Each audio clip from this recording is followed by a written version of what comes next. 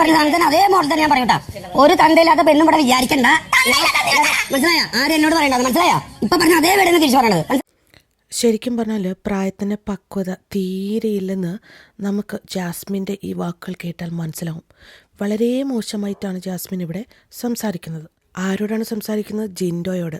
മണ്ടൻ എന്നൊരു ലേബൽ ഒട്ടിച്ച് ഏറ്റവും ക്രൂക്കഡായിട്ട് ബിഗ് ബോസിൽ ഗെയിം കളിക്കുന്നൊരു മത്സരാർത്ഥിയാണ് ജിൻഡോ. അപ്പോൾ അതാ ജാസ്മിൻ പറഞ്ഞ അതേ നാണയത്തിൽ ജാസ്മിൻ ഇട്ട് തിരിച്ചും കൊടുത്തിരിക്കുകയാണ് ജിൻഡോ.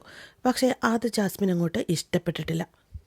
ശരിക്കും പറഞ്ഞാൽ നന്നായിട്ട് യൂട്യൂബൊക്കെ കൈകാര്യം ചെയ്ത് റവന്യൂ ഒക്കെ ഉണ്ടാക്കി മുന്നോട്ട് പോയിക്കൊണ്ടിരുന്ന ജാസ്മിനെ പോലെയുള്ള കുട്ടികൾ ബിഗ് ബോസിൽ വരാതിരിക്കുന്നതാണ് ഏറ്റവും നല്ലത്. തിരിച്ചു പോകുമ്പോഴേക്ക് യൂട്യൂബേഴ്സ്